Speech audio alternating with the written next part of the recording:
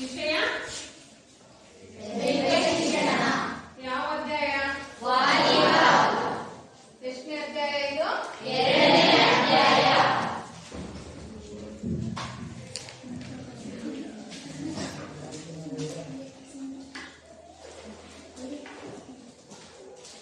ನೋಡಿ ಮಕ್ಕಳೇ, ನಾವಿವತ್ತು ವಾಲಿಬಾಲ್ ಬಗ್ಗೆ ಅಧ್ಯಾಯ ಮಾಡ್ತೀವಿ. ಆಲ್ರೆಡಿ ನೀವು 8th 9th ಎರಡೂ ತರಗತಿಯಲ್ಲಿ ವಾಲಿಬಾಲ್ ಬಗ್ಗೆ ಅಧ್ಯಾಯ ಮಾಡಿದ್ದೀರಾ. ನಂತರ ಅದ್ರ ಬಗ್ಗೆ ತಿಳ್ಕೊಂಡಿದ್ದೀರಾ. ಇವತ್ತು ವಾಲಿಬಾಲ್ ಬಗ್ಗೆ ನೋಡೋಣ.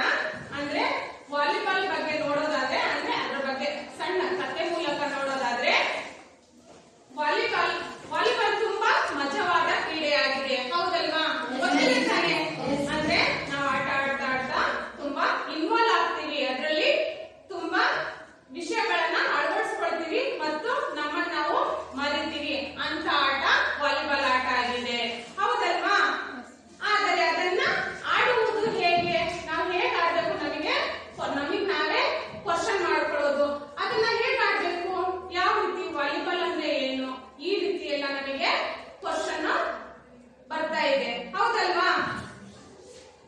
ಕ್ರೀಡೆಯ ನಿಯಮಗಳೇನು, ಯಾವ್ಯಾವ ನಿಯಮಗಳನ್ನ ನಾವು ಅಳವಡಿಸ್ಕೊಂಡ್ಬಿಟ್ಟು ಆಟವನ್ನ ಆಡ್ಬೇಕಂತ ನಂತರ ಬನ್ನಿ ಅದರ ಬಗ್ಗೆ ಎಲ್ಲರೂ ಕಲಿಯೋಣ. ಹೌದಲ್ವಾ? ನಾವು ಅದ್ರ ಬಗ್ಗೆ ಓದಿ ಅರ್ಥ ಮಾಡ್ಕೊಂಡು ನಂತರ ಆಟ ಆಡೋದ್ರ ಮೂಲಕ ಅದನ್ನ ಕಲಿಬೇಕಾಗಿದೆ. ವಾಲಿಬಾಲ್ ಆಟನ ನಾವು 8ನೇ ತರಗತಿಯಲ್ಲಿ ವಾಲಿಬಾಲ್ ಆಟದ ಇತಿಹಾಸದ ಬಗ್ಗೆ ಆಗಿರ್ಬೋದು, ವಾಲಿಬಾಲ್ ಆಟವನ್ನ ಹೇಗ್ ಕಂಡಿಡ್ರು, ಯಾರು ಕಂಡಿಡ್ರು, ಎಲ್ಲಿ ಕಂಡಿಡ್ರು ಎಲ್ಲದನ್ನು ಸಹ ನೋಡಿದ್ವಿ. ನಂತರ 9ನೇ ತರಗತಿಯಲ್ಲಿ ನಾವು ಏನ್ ಕಲ್ತ್ವಿ ಅಂದ್ರೆ ವಾಲಿಬಾಲ್ ಆಟದ ನಿಯಮಗಳೇನು, ರೂಪರೇಷೆಗಳೇನು, ನಂತರ ವಾಲಿಬಾಲ್ ಆಟದಲ್ಲಿ ನಿಯಮಗಳೇನು, ನಂತರ ವಾಲಿಬಾಲ್ ಆಟವನ್ನ ಸೆಟ್ ಮಾಡೋದು ಹೇಗೆ, ನಂತರ ವಾಲಿಬಾಲ್ ಅನ್ನ ಯಾವ ರೀತಿ ಸ್ಮ್ಯಾಶ್ ಮಾಡಬೇಕು, ಅಂಕಣ ಹೇಗಿರುತ್ತೆ ಎಲ್ಲದನ್ನು ಸಹ ನಾವು 9ನೇ ತರಗತಿಯಲ್ಲಿ ತರಗತಿ ತೆಗೆದುಕೊಂಡಾಗ ಅಲ್ಲಿ ಅಧ್ಯಾಯ ಮಾಡಿದ್ವಿ. ಈಗ ಮುಂದಿನ ವಿಷಯಗಳು ಅಂದ್ರೆ ರಾಷ್ಟ್ರೀಯ ಮತ್ತು ಅಂತಾರಾಷ್ಟ್ರೀಯ ಕ್ರೀಡಾಪಟುಗಳ ಬಗ್ಗೆ ನಾವು ಅಧ್ಯಾಯ ಮಾಡ್ತೀವಿ. ಅರ್ಥ ಆಗ್ತಾ ಇದೆಯಲ್ಲ?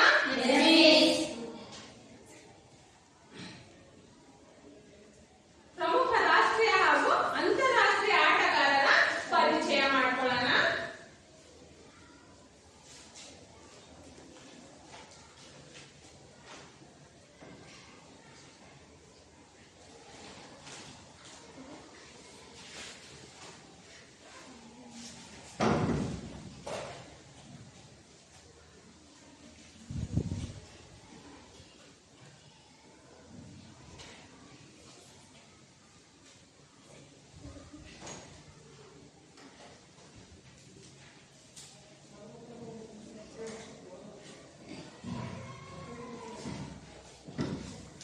ಗೊತ್ತಿದೆ ನಿಮಗೆ ಯಾರಿಗಾದ್ರೂ ರಾಷ್ಟ್ರೀಯ ಕ್ರೀಡಾಪಟುಗಳು ಮತ್ತು ಅಂತಾರಾಷ್ಟ್ರೀಯ ಕ್ರೀಡಾಪಟುಗಳು ಯಾರಂತ? ಎಂ ಶ್ಯಾಮ್ ಸುಂದರ್ ರಾವ್,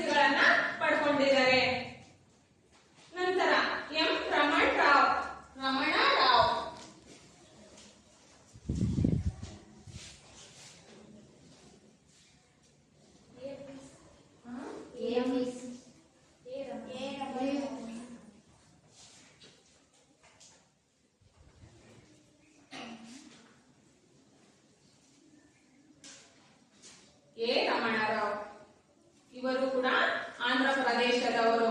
ಇವರು ಹಲವು ಬಾರಿ ಭಾರತದ ವಾಲಿಬಾಲ್ ತಂಡವನ್ನ ಪ್ರತಿನಿಧಿಸಿದರು. ಇವರ ಸಾಧನೆಯನ್ನ ಗಮನಿಸಿ ಭಾರತ ಸರ್ಕಾರವು ಅರ್ಜುನ ಪ್ರಶಸ್ತಿ ಮತ್ತು ದ್ರೋಣಾಚಾರ್ಯ ಪ್ರಶಸ್ತಿಯನ್ನ ನೀಡಿ ಗೌರವಿಸಲಾಗಿದೆ. ಅಂದ್ರೆ ಎ ಅಂದ್ರೆ ಏನು? ಅರಿಕಾ ಪುಡಿ ರಮಣ್ ರಾವ್. ಇವರ ಪೂರ್ಣ ಹೆಸರೇನು? ಅರಿಕಾ ಪುಡಿ. ಎ ಅಂದ್ರೆ ಅರಿಕಾ ಪುಡಿ.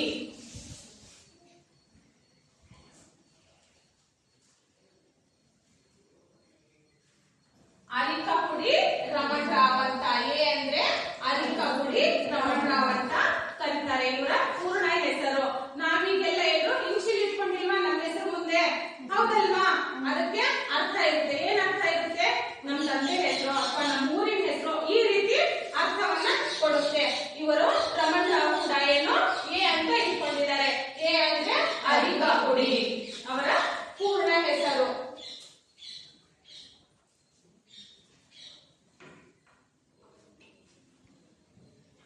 ಅಂದ್ರೆ 1 ಜುಲೈ 1/7/1945 ಒಬ್ಬ ಮಾಜಿ ಭಾರತೀಯ ವಾಲಿಬಾಲ್ ಆಟಗಾರರಾಗಿದ್ದರು. ಯಾರು? ಎ ರಮಣ್ ರಾವ್.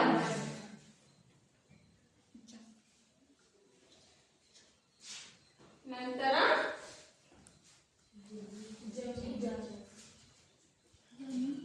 ಜಿಮ್ಮಿ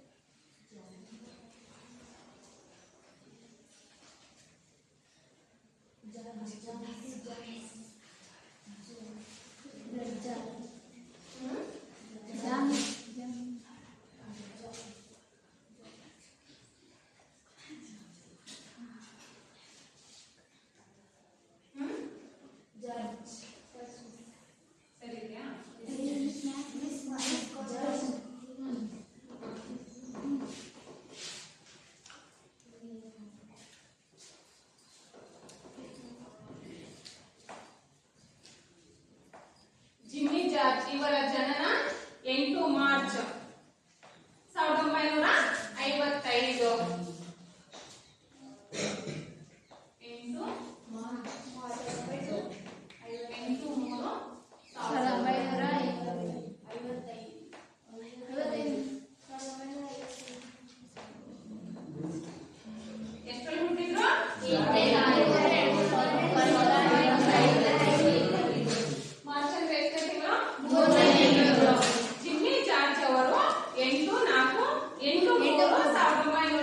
1955 ಹುಟ್ಟಿದರು.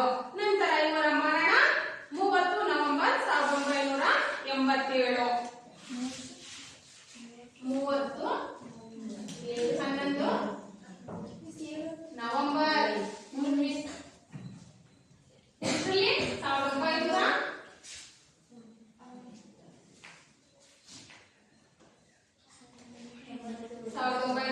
1987 ಮರಣವನ್ನ ಹೊಂದಿದರು. ಜಿಮ್ಮಿ ಜಾರ್ಜ್ ಅವರ ಜನನ ಯಾವಾಗಾಯ್ತು? 8 ಮಾರ್ಚ್ 1955. 8/3/1955.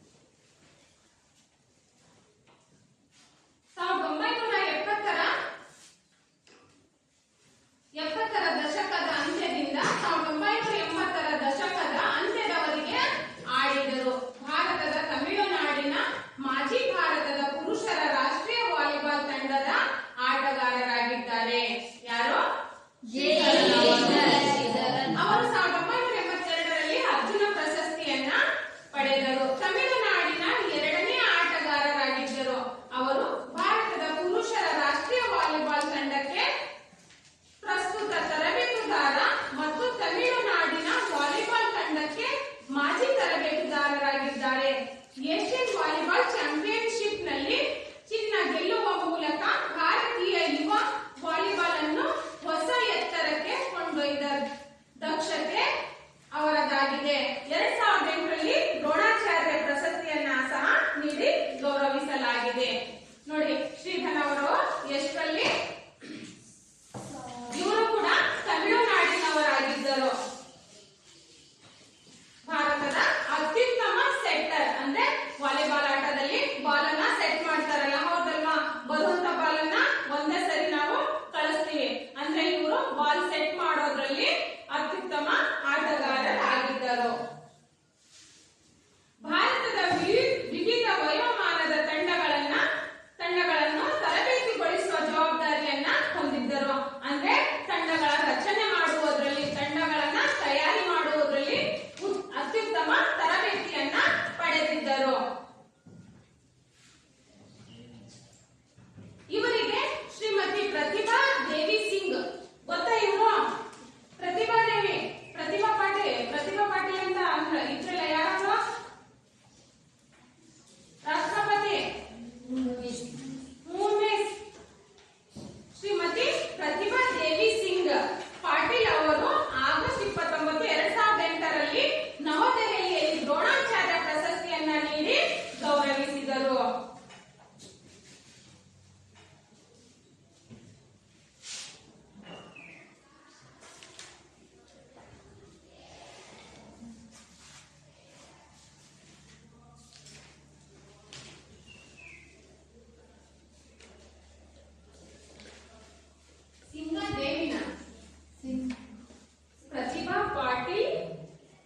ಪ್ರತಿಭಾ ದೇವಿ ಸಿಂಗ್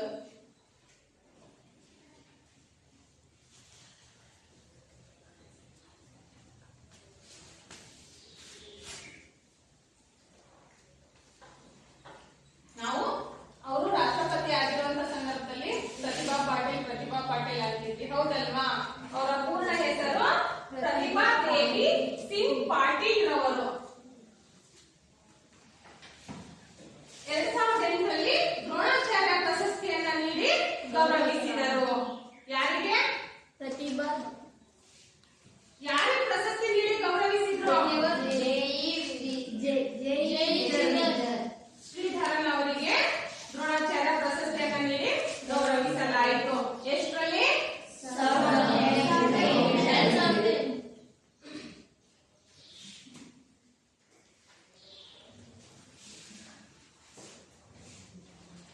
ನೆಕ್ಸ್ಟ್ ಇದಿಷ್ಟು ರಾಷ್ಟ್ರೀಯ ಕ್ರೀಡಾಪಟುಗಳ ಬಗ್ಗೆ ನೋಡಿದ್ವಿ.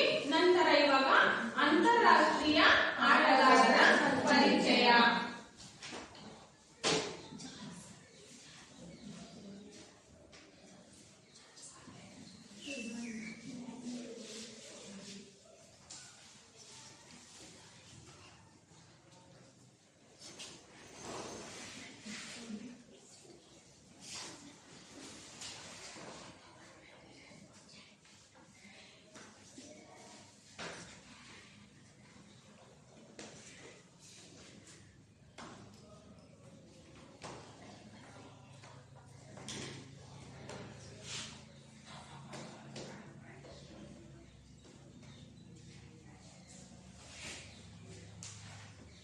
ಈಗ 3 ಜನರ ಬಗ್ಗೆ ನೋಡಿದ್ವಿ. ಅವರು ರಾಷ್ಟ್ರೀಯ ಆಟಗಾರರ ಬಗ್ಗೆ ಪರಿಚಯ ಮಾಡ್ಕೊಂಡ್ವಿ. ಈಗ ಅಂತಾರಾಷ್ಟ್ರೀಯ ಆಟಗಾರರ ಬಗ್ಗೆ ಪರಿಚಯ ಮಾಡ್ಕೊಳ್ಳೋಣ. ಚಾರ್ಲ್ಸ್ ಕಿರಲಿ.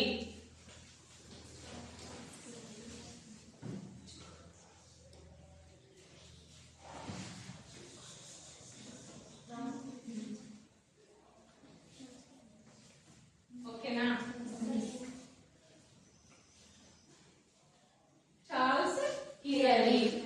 ಚಾರ್ಲ್ಸ್ ಕಿರಲಿ 3ನೇ ನವೆಂಬರ್ 1960ರಲ್ಲಿ ಅಮೆರಿಕದ ಮೀಜಿಂಗ್ನಲ್ಲಿ ಜನಿಸಿದ್ದು ವಾಲಿಬಾಲ್ನಲ್ಲಿ ಪ್ರಖ್ಯಾತಿ ಪಡೆದಿರುತ್ತಾರೆ. ಅಂತಾರಾಷ್ಟ್ರೀಯ ಮಟ್ಟದಲ್ಲಿ ಪ್ರಸಿದ್ಧಿಯಾಗಿದ್ದು ಕ್ರ್ಯಾಕ್ ಎಂಬ ಅಡ್ಡ ಹೆಸರಿನಿಂದ ಕರೆಯಲ್ಪಟ್ಟಿದ್ದರು. ಅಂದ್ರೆ ನವೆಂಬರ್ 11, 1960ರಲ್ಲಿ ಅಮೆರಿಕದ ಮೀಜಿಂಗ್ನಲ್ಲಿ ಜನಿಸಿದರು.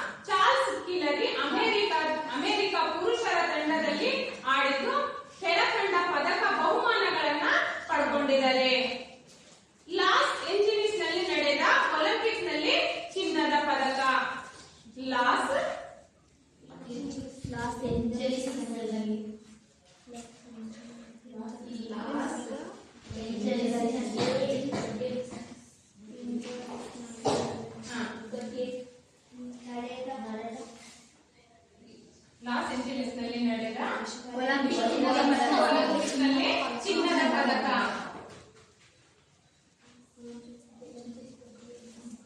ಓಕೆ,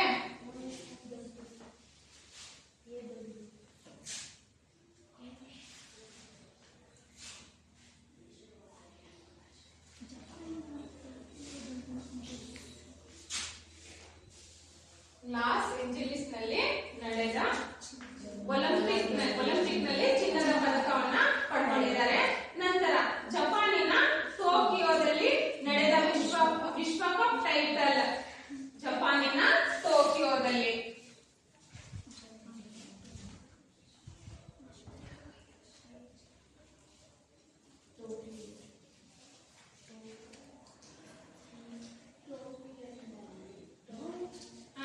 ಯಾವ ಪದಕ?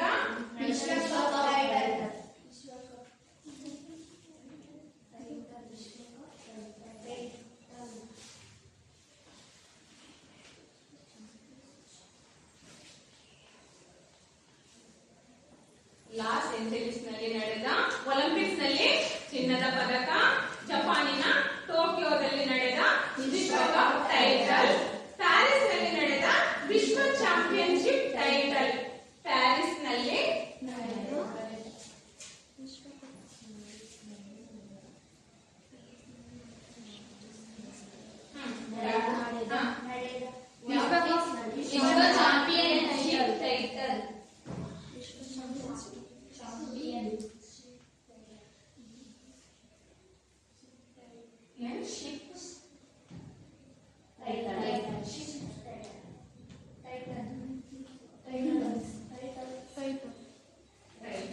ಟೈಟಲ್.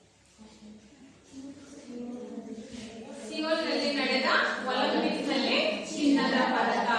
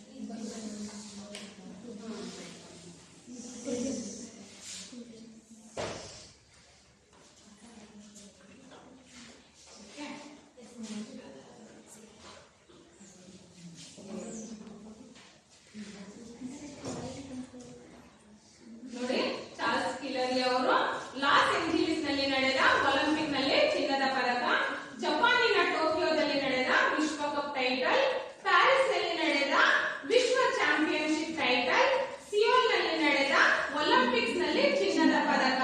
ಇಷ್ಟು ಪದಕಗಳನ್ನ ಪಡ್ಕೊಂಡಿದ್ದಾರೆ. ಯಾವ ಆಟದಲ್ಲಿ? ವಾಲಿಬಾಲ್ ಆಟದಲ್ಲಿ. ಅಂತಾರಾಷ್ಟ್ರೀಯ ವಾಲಿಬಾಲ್ ಸಂಸ್ಥೆಯ ಬೀಚ್ ವಾಲಿಬಾಲ್ ಒಲಿಂಪಿಕ್ಸ್ನಲ್ಲಿ ಚಿನ್ನದ ಪದಕ. ಹೀಗೆ ಸಮಗ್ರ ಕೌಶಲ್ಯದೊಂದಿಗೆ ಅನೇಕ ಬಿರುದುಗಳನ್ನು ಪಡೆದು ವಿಶ್ವದ ಶ್ರೇಷ್ಠ ವಾಲಿಬಾಲ್ ಆಟಗಾರರಾಗಿ ಮನ್ನಣೆ ಗಳಿಸಿದ್ದಾರೆ. ಅರ್ಥ ಆಯ್ತಲ್ಲ ಇದ್ರ ಬಗ್ಗೆ?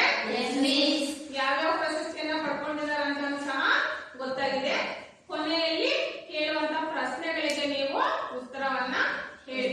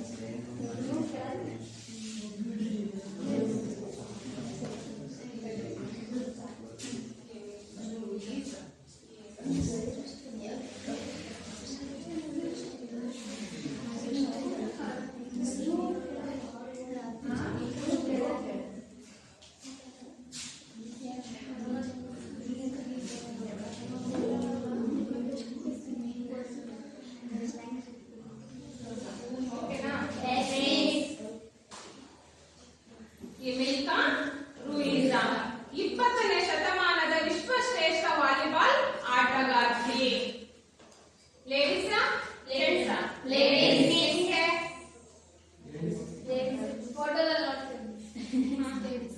ಆಟಗಾರ್ತಿ.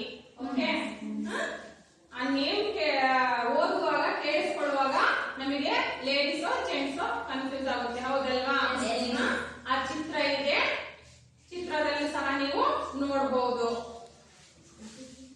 20ನೇ ಶತಮಾನದ ವಿಶ್ವಶ್ರೇಷ್ಠ ವಾಲಿಬಾಲ್ ಆಟಗಾರ್ತಿ. ಮೇ 8, 1979ರಲ್ಲಿ ಕ್ಯೂಬಾದಲ್ಲಿ ಜನಿಸಿ ಇವರು ತಮ್ಮ ದೇಶಕ್ಕೆ ವಿಶ್ವ ದರ್ಜೆಯ ಸ್ಥಾನವನ್ನ ತಂದುಕೊಟ್ಟ ಕೀರ್ತಿ ಇವರದು.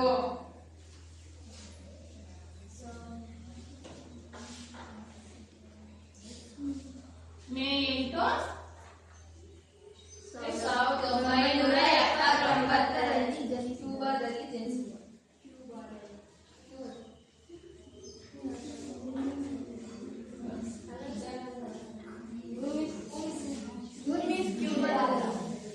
ಕ್ಯೂಬಾದಲ್ಲಿ ಜನಿಸಿದರು.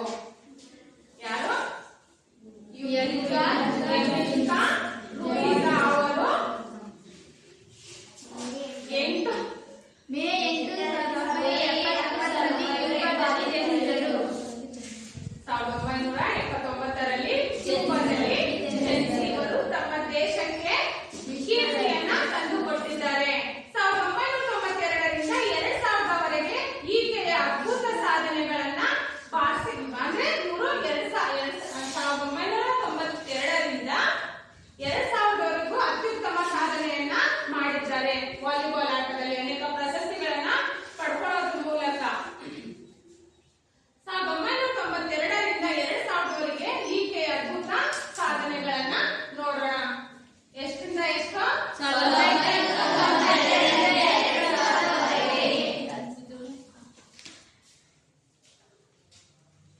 ಬಾರ್ಸಿಲೋನಾದಲ್ಲಿ ನಡೆದ ಒಲಿಂಪಿಕ್ಸ್ ನಲ್ಲಿ ಚಿನ್ನದ ಪದಕ.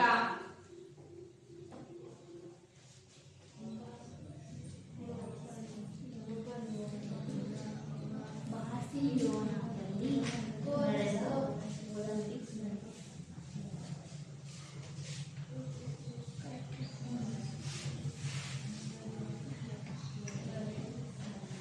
ಯಾವುದು? ಒಲಿಂಪಿಕ್ ಚಿನ್ನದ ಪದಕ.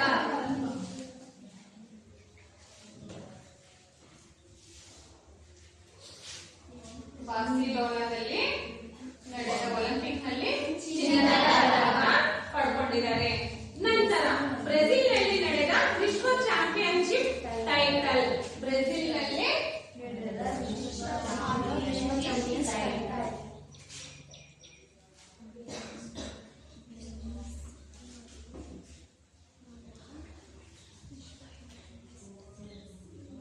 ಯಾವುದು? ವಿಶ್ವ ಚಾಂಪಿಯನ್ಶಿಪ್ ಟೈಟಲ್.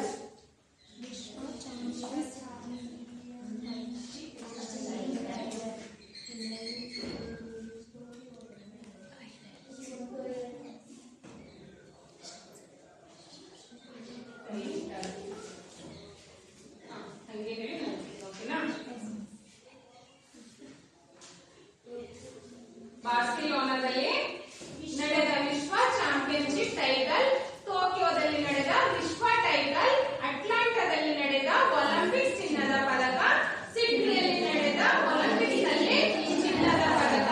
ಹೀಗೆ ಅನೇಕ ಸಾಧನೆಗಳೊಂದಿಗೆ ತನ್ನ ಕೀರ್ತಿ ಶಿಖರವನ್ನು ಏರಿದ ವಿಶ್ವದ ವಿಖ್ಯಾತ ಮಟ್ಟಕ್ಕೆ ಏರಿದ್ದಾರೆ. ಯಾರು?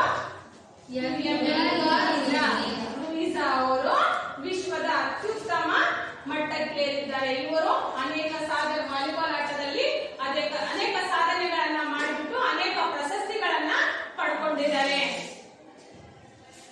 ರಾಷ್ಟ್ರೀಯ ಮತ್ತು ಅಂತಾರಾಷ್ಟ್ರೀಯ ಆಟಗಾರರಲ್ಲಿ ನಿಮಗೆ ಏನಾದ್ರೂ ಡೌಟ್ಸ್ ಇದೆಯಾ? ಏನಾದ್ರೂ ಅರ್ಥ ಆಗಿಲ್ವಾ? ನೀವು ಕೇಳಬಹುದು.